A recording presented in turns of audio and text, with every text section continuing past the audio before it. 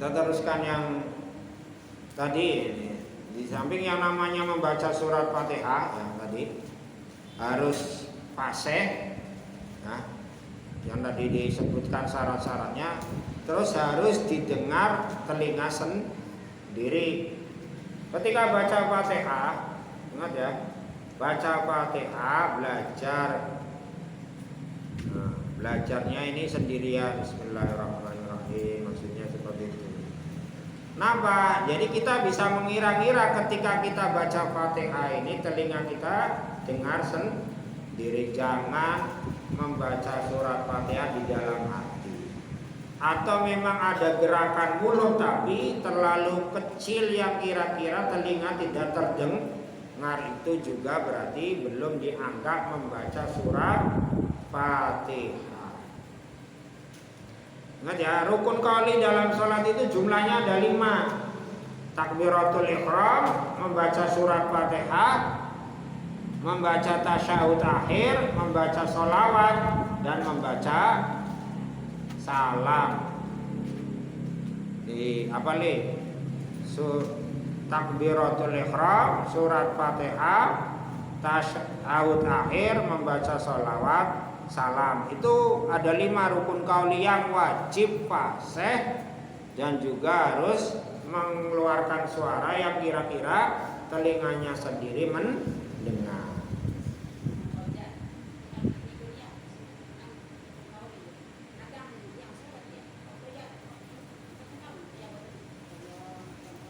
Ya ini berarti kalau seperti itu, kalau ingat ya,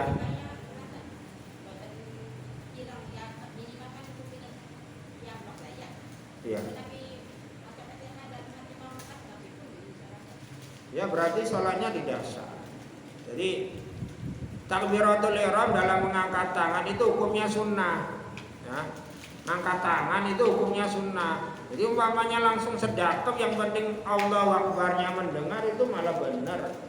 Daripada kita mengangkat tangan tapi nggak ada suaranya, malah salah. Ada orang takbiratul ihram maka suarae ngangkat tangannya si ana kan ada tapi tidak ada suaranya, berarti ya takbiratul ihramnya tidak benar. Ya ini sih ya diulang-ulang terus supaya ngerti sebenarnya.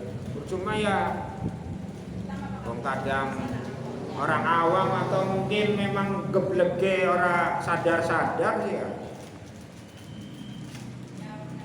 Ini ya perlu diteruskan, diajari ya. Nah, kita teruskan dulu.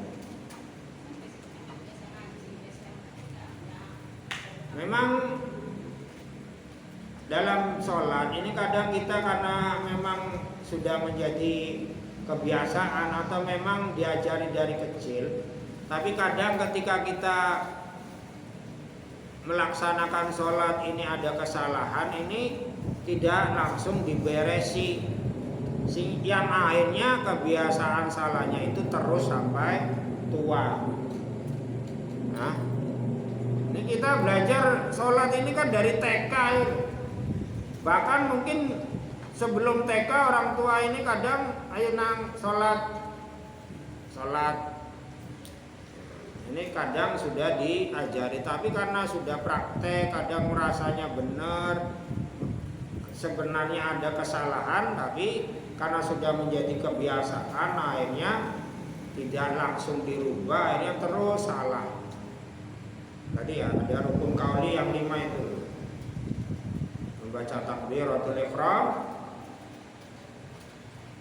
Fatihah dan seterusnya.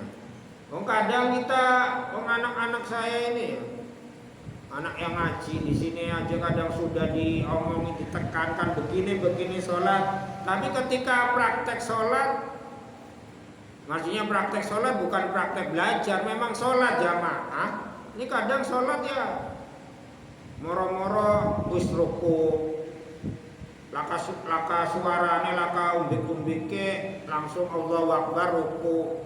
Maning meneng maning langsung i'tidal. Emang dalam ruku memang atau i'tidal memang sunnah bacaannya. Tapi kalau bacanya di dalam hati juga akhirnya tidak mendapatkan kesunahan sholat, tidak mendapatkan kesunahan membaca doa ruku, doa iktidal dan seterusnya. Membaca doa iftitah itu kan sunnah. Tapi kalau memang tidak ada suaranya, ya berarti tidak mendapatkan kesunahan membaca doa iftitah di dalam sholat. Doa ruku juga sunnah, tapi ketika kita bacanya gak ada suaranya, di dalam hati ya tidak dapat kesunahan membaca loh ya. Bukan kesunahan zikir. Kalau kesunahan zikir sih ya dapat. Zikir ini kan ada zikir lisan, ada zikir qalbi. Kalau zikir lisan yang tadi la ilaha illallah hatinya ya double berarti. Tapi kalau kita ini baca doa iftitahnya di dalam hati ya dapat pahala zikir, tapi tidak mendapatkan pahala membaca doa iftitah, kan? Kalau membaca di dalam hati surat Fatihah karena ini adalah rukun, berarti sholatnya batal. Kalau baca surat Fatihahnya di dalam hati, ya. Bukan tidak mendapatkan pahala surat Fatihah, tapi sholatnya batal karena termasuk bagian dari rukun kauli. Nah, kita teruskan ya. Nanti di akhir rukun-rukun nanti kita belajar prakteknya. Sekarang teorinya saja dulu ya. Yang keempat tadi membaca surat Fatihah. Yang kelima al-khamisu ar-ruku'u bi ayyan haniya bihaitsu tanalu rahatahu rukbataihi. Yang kelima adalah ruku. Ruku itu bagaimana sih? Yang namanya ruku adalah membungkukkan badan kira-kira yang namanya telapak tangan ini menggenggam atau mencapai ke lutut. Ini yang wajib ya. Yang wajib ini kira-kira tangan kita ketika membungkukkan badan ini nyampe ke lutut. Tapi syaratnya badan kita atau kaki kita sampai ke pantat itu tegak. Gak boleh kakinya ini ditekuk. Ketika ruku kita ikut nekuk lututnya. Coba praktekkan dulu. Adek, berdiri ya. Ini nggak boleh yang namanya ketika ruku ini melu ruku. Nah, ketika ruku lututnya ikut. Nggak boleh seperti ini. Nah, harus ditegakkan. Ini maksudnya ininya ditegakkan. Nah, kalau memang nggak ada yang seperti itu ya karena kebiasaan males ya dulunya seperti itu. Tapi sebenarnya kalau orang melakukan itu kan sebenarnya sakit ya ininya ya. Tapi memang dari dulu memang males. Jadi berdiri tegak males yang akhirnya ketika ruku nggak boleh lututnya ikut nekuk, harus tegak. Nah, terus kira-kira yang namanya tangan ini capai ke lutut itu. Kalau diposisikan sebenarnya rada nasi belum tegak lurus ya. Ini memang wajibnya ini memang rada. Kalau kita bahasa yang wajib ya. Ini posisinya ini kalau memang dipraktekkan ini badannya ini rada ke atas.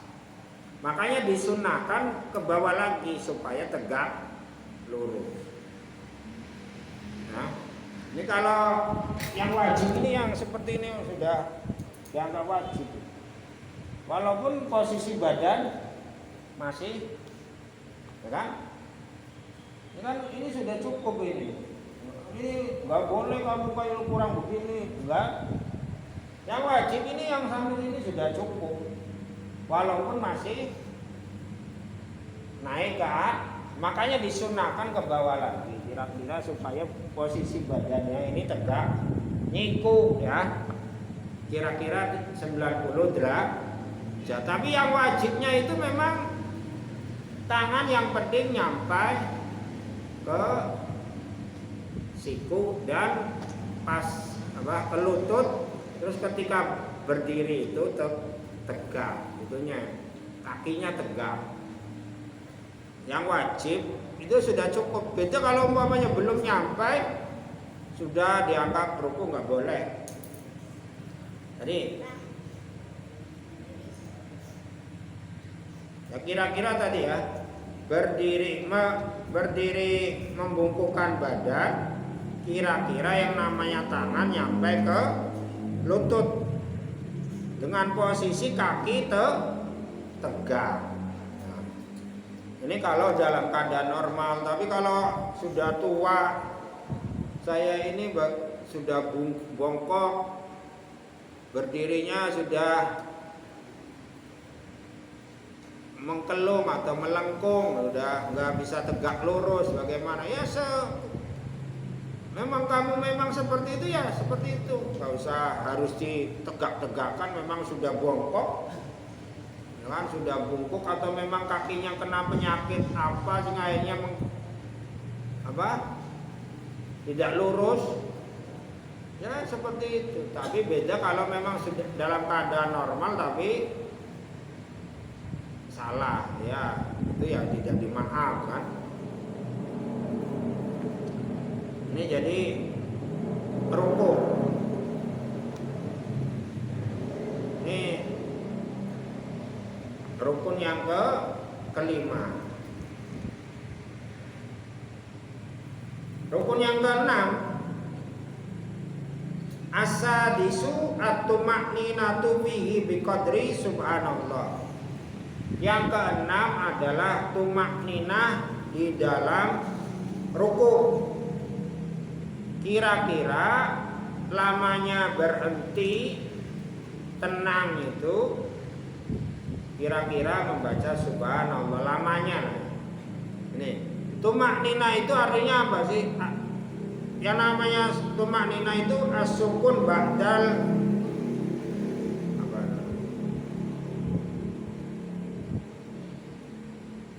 tenang, diam setelah bergerak. Itu namanya tumaknina. Yang namanya tumaknina itu sukun ba'da harokati a'dha'ih, itu namanya tumaknina, berdiam setelah menggerakkan anggota tubuh.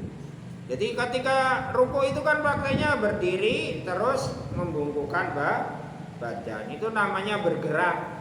Ketika kita sudah bergerak diam, jangan langsung berdiri lagi, langsung, itu nggak boleh. Harus ada kita sudah di batasnya ruku, diam dulu, kira-kira membaca subhanallah. Bagusnya ya sampai 3 kali subhana rabbiyal azimi wa bihamdi, subhana rabbiyal azimi wa bihamdi. Ingat, ini memang tidak langsung bergerak. Tapi kalau dibahasakan asukun ba'da harokati a'dha'ih, ini juga karena yang namanya ruku ini bukan hanya diam kepalanya terus badannya berdiri, tapi anggota tubuh yang lain juga harus diam. Ya. Jangan ini tangannya gerak-gerak, kita diam, sebenarnya kepalanya nggak langsung, tapi tangannya ikut goyang-goyang. Ini nggak boleh. Kalau dari bahasa as-sukun ba'da harokati a'dha'ih, nanti dalam tumaknina yang lain, ketika i'tidal, contoh ya, i'tidal kan Allahu Akbar, tangannya kan Yang jadi patokan bukan hanya badan, tapi tangan yang lambre itu juga jangan gerak-gerak. Sami Allah liman hamidah. Diam tuh. Kalau kita memang taruh di depan ya di depan. Jangan goyang-goyang.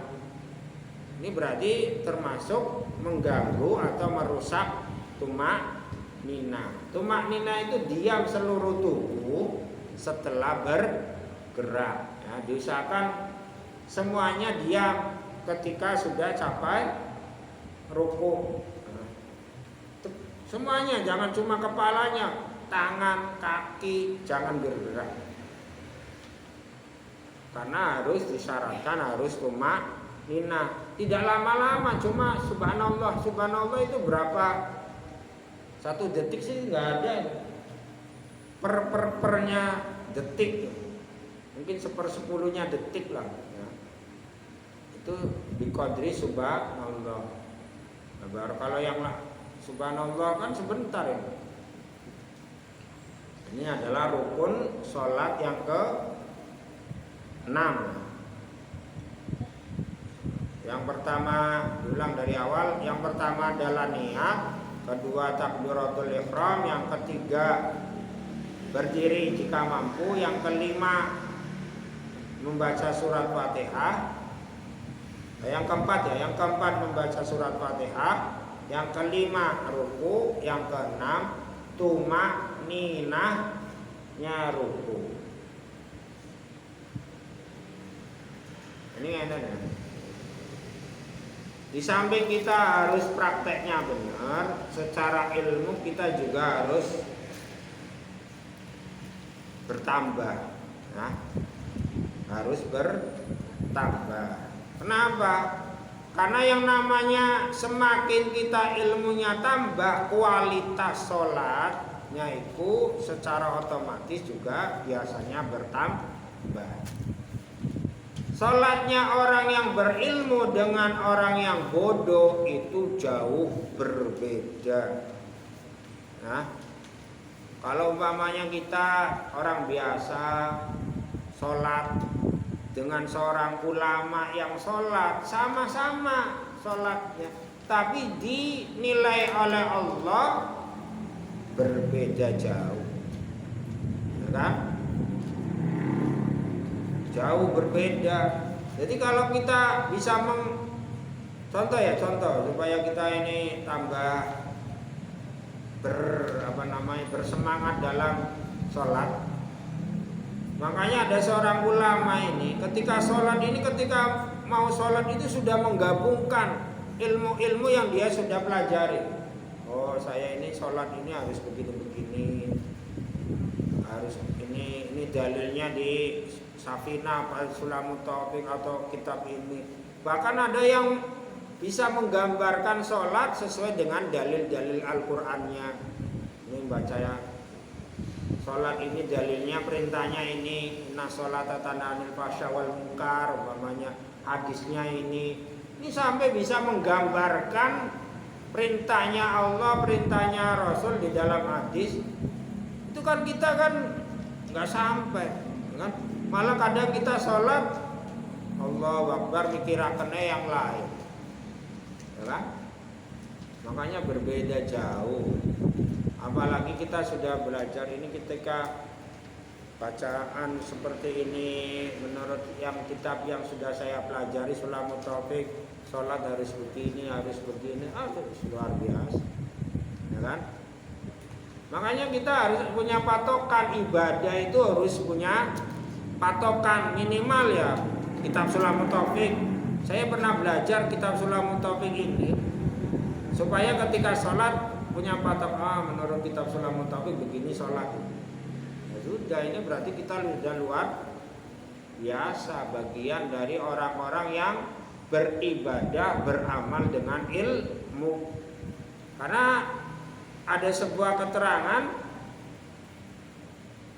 man amila bi ghairi ilmin a'maluhu mardudatun la tuqbalu. Barang siapa yang beramal tanpa didasari ilmu, maka amal-amalnya tidak diterima, amal-amalnya tertolak.